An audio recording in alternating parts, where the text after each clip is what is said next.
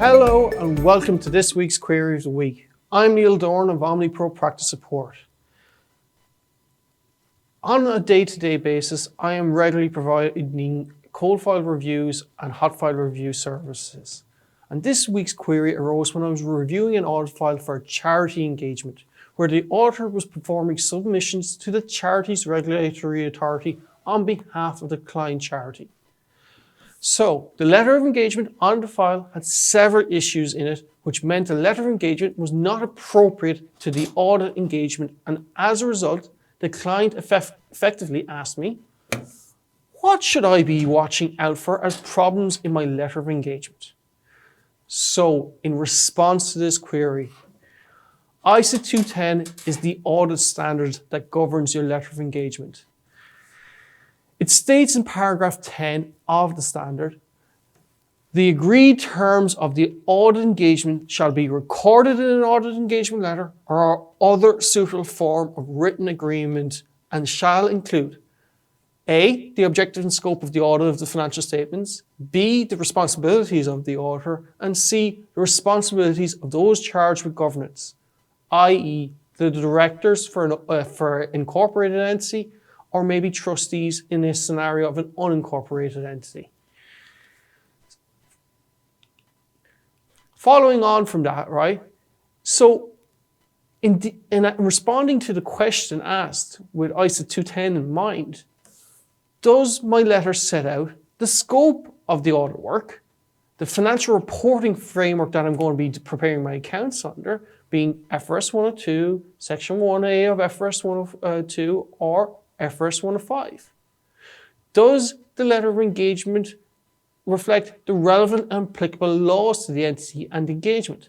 So now, if it's an incorporated entity, it's my company law, and accordingly, I also have charities, the Charities Act to consider in the context of the work I'm going to be doing. As the auditor is performing third-party reporting in this situation to the CRA, the Charities Reporting Authority, or Regulatory Authority, does the letter of engagement reflect this third-party reporting obligation and the non-audit services that the client is going to be performing and doing? So, is my letter on my file actually signed and dated correctly? That it is signed prior to the commencement of the audit work, at the outset of the engagement.